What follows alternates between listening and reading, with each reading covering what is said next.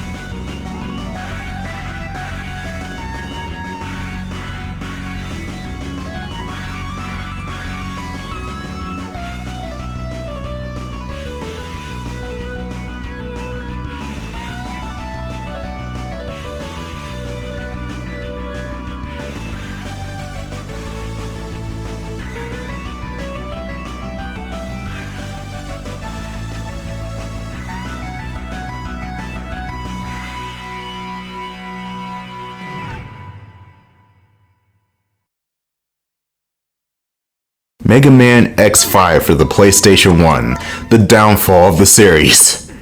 You may be thinking X6 was the downfall, but I think it really started with this one. X5 has to be one of the most polarizing games in the Mega Man series. People either love this game or hate this game. I told you I kind of hate this game, so there's no secret there. There are some good concepts in this game, but some of the execution's just half-baked at best. One genuinely good thing about this game that is better than X4 is the character select. You can pick between X and Zero whenever you want. The storyline in this game is a bit of a mess. Since this was intended to be the final game in the X series and make way for Zero series, the game tries to wrap up a whole bunch of plot points, but it ended up creating a whole bunch of more plot points. And also, since Capcom made X6, X7, X8 after this game, and we all know that Zero dies, and is supposed to be resurrected 200 years later, it makes the Zero series seem out of place. Either that or X6 through X8 are a completely different timeline. I don't understand why they would make other games in the series knowing that this one was supposed to be the last one, but no matter. So long story short, Sigma's back. Again, he's like Kang the Conqueror. You kill him and he just comes back stronger. And he's planning to drop a satellite on Earth and destroy it, so we gotta stop him. This game predates Sonic Adventure 2 by about a year or so. There might have been some inspiration taken from this game in terms of drop a colony on Earth to try and blow it up. Here's your new mission control character, Alia. She's going to butt in a lot. She's even annoying enough to spot out when there's a pit you need to jump over in this stage. The good thing is, she's not as egregious in later games as she is here. So, we're gonna have to deal with it for now. Oh, I know! I played this game many times, I know this feeling's about to collapse. I already miss Iris, god damn it. This first stage is not too bad, you can even crouch in this game. Mega Man is advanced enough to crouch, why couldn't he do that in the previous 4 games? Or better yet, why couldn't Rock do that in the previous series? Also, why couldn't Zero and the protagonist of the ZX series crouch either? It's literally just X. That's so weird. You have to climb up the Statue of Liberty and get to the boss room, and the thing scrolls in a very unorthodox way. The graphics in this game are good, but they are kind of muddy. And it gets even muddier as the PS1 games go along. I'm okay. Just a bit of a bruised ego. Wasn't your ego already bruised, Zero? And also, I can't tell if you broke your leg out of socket or if you're just crouching down. What's going on there? You can't fight him in this condition.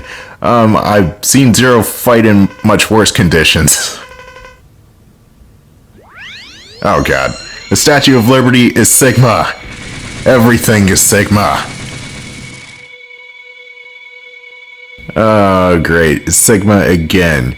You see, at least with Wily, Mega Man can't kill Wily because rule of robotics, you can never harm a human being. But Sigma just keeps coming back. He's immortal. Why? Anyway, Sigma's got a bunch of attacks that you can dodge easily. Those green spark balls, as long as you're wall jumping, you should be okay. He's got a screen-filling attack like this, which as long as you're ducking, you're good. And he's even got a laser, which again, if you duck, you can avoid it. Yeah, this attack. Even though you're crouching, it still looks like that laser should blow your head to the nether realm. Unless X is also weaving his head into the background or something to his left. I don't know, the perspective is very off.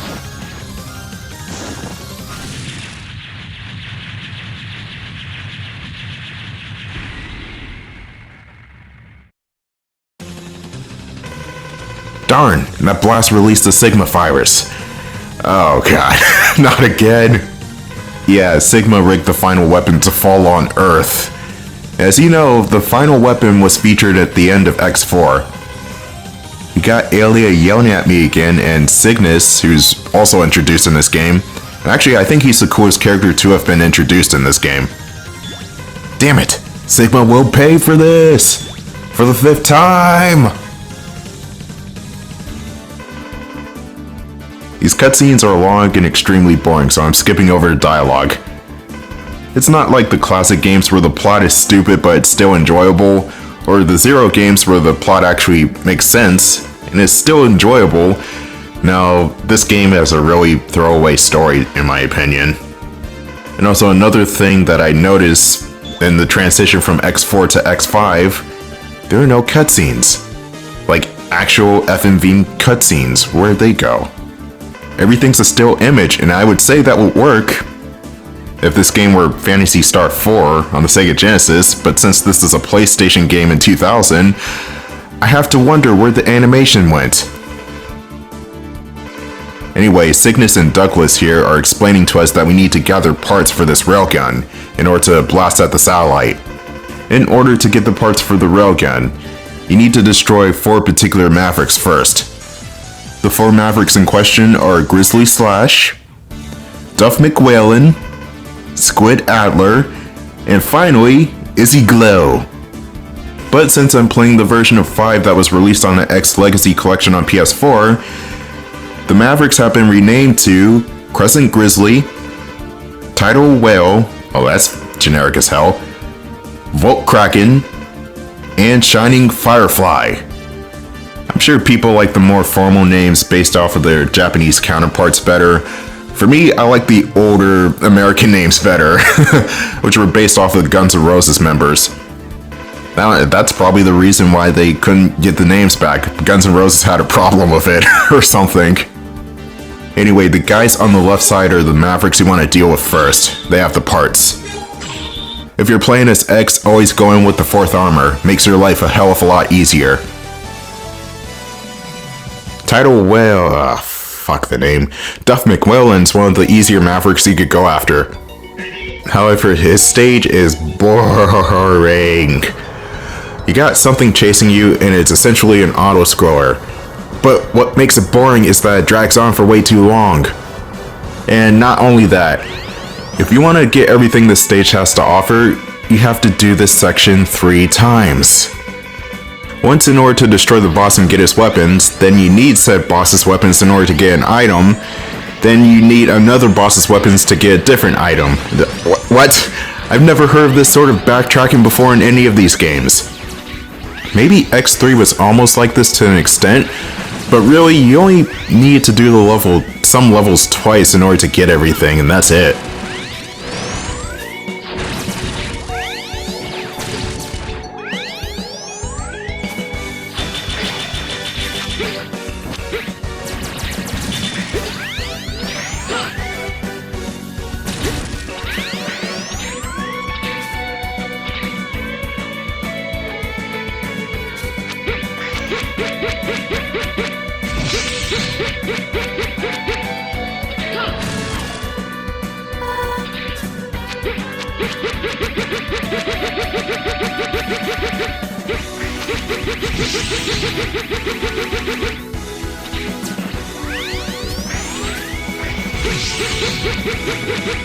I do like the remix of Bubblecrap's theme from X2. I actually think this remix is better than the Super Nintendo original. which is really saying something because I love the Super Nintendo original. Just every song in this game is really good. Anyway, this fish shark thing is shooting lasers that look like that should be blowing my head off, but it's not. It's just slightly above the hitbox. X's hit detection is not his head, thankfully. Oh my god, it's a Dark Souls health bar, what the hell? Oh, except not really because his defense is kind of weak, but we're gonna be seeing a Dark Souls health bar in the boss rush. Which I am gonna edit out because this boss rush takes at least 20 minutes. It is obnoxiously long. So you can thank my editing skills later, you don't have to deal with Dark Souls level health bars. Unless you played the game for yourself, in which case, I'm sorry. But anyway, this mini boss is at a standstill. All he does is shoot fish and lasers at you. As long as you're jumping around and dodging and ducking, you should be fine. But you destroy him and he's not really destroyed, he just retreats for the time being. Here's the second phase of this boss fight. The enemy's tail is to you and he shoots torpedoes out of his tailpipe. Which kind of reminds me of Darius. This is a very Darius-like boss. And I don't know why it's in a Mega Man game. Yeah, anyway, the tailpipes do respawn after you destroy them, so you have to focus on dodging the missiles. And the good thing about this section is there are no bottomless pits to fall into. You see, I'm just floating at the bottom of the screen harmlessly. Yeah, you can take advantage of that if you really want to.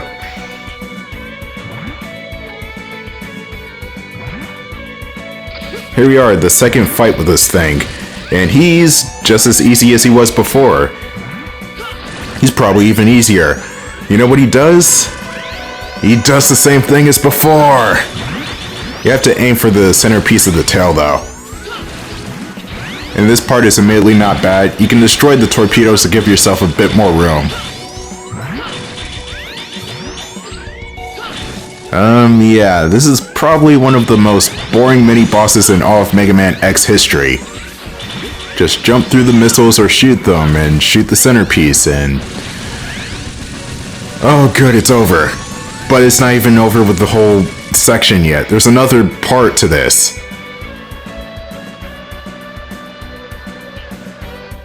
More expository dialogue from Alia, yay!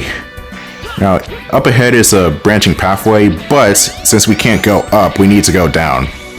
And we can't get Dr. Light's capsule at the bottom of the pathway because you need Tidal Whale's weapon in order to get it. Guess whose stage we're on?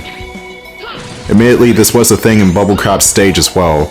But at least with Bubble Crab, you only had to return to the stage one more time. This stage you have to return 2 more times. And also, no matter what, you have to fight this giant shark submarine every time you return to this stage. Honestly, fighting this guy along with the backtracking just makes X5 a drag to play in my opinion. And it's not like I want to hate this game, I really want to like X5, but I can't because there's a lot of stop and go gameplay. And I never really associated Mega Man with stop and go gameplay and going back to previous areas just to get items. And that's probably why I don't like the first Zero game in that sub-franchise, because you're going back to the same areas again and again. As well as other things about that game, like the level grinding is kind of atrocious in that one, but I won't be getting into that in this game. I'll be doing a separate Zero playthrough in the future.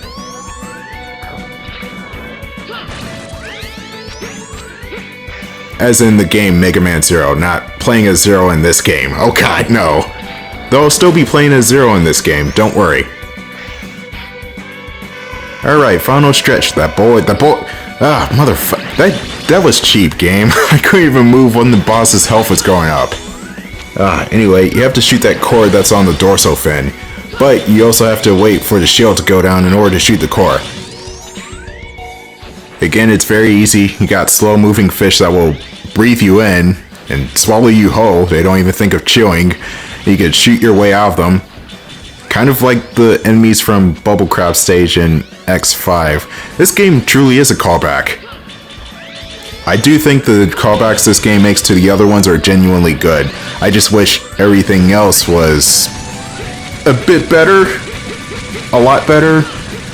You know, just better.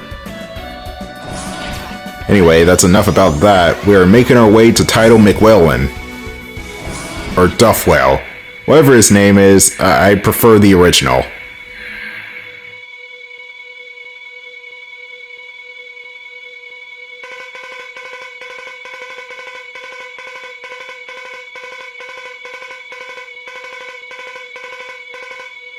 Yeah, you have the parts I'm looking for, just give me your shit. Honestly, I don't even know... I'm not even sure if Duff McWhalen is even a bad guy. He is hard-headed about it, but then again, we are breaking and entering and trying to steal his shit so that we could use it for a cannon. Yeah, I don't know, X. Are we really the good guys?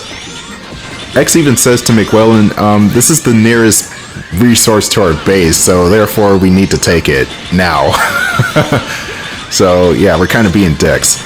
Anyway, Tidal Whale is pretty easy, but he's also tough for a first boss. That's mainly with this pinch mode right here. These ice blocks are super quick, and there are spikes on the right side of the screen, so you gotta book it. Because as you know with any sort of Mega Man game or media, Mega Man's allergic to spikes, so much so that he'll explode in one hit. But yeah, that was Tidal McWhalen. Should be able to get him after the first couple of tries. He's not that easy, but he's also not difficult. And we also kind of killed an innocent Reploid too, just because he was protecting his supply. That doesn't even really make him a Maverick, does it? Unless Maverick is a catch-all term for disobeying a rule that's against humanity, I thought Mavericks only harmed humans, not just disobey a rule by saying, I'm not giving you this. But then again, I could see Tidal McWhalen saying no, and therefore the satellite falls, and then humanity was harmed anyway, therefore making him a Maverick, and oh god, what is happening? My brain hurts. Trying to explain the Mega Man story in detail is futile because they're not really explaining games that well, and there's also a lot of lore. Anyway, I'll see you in part 2.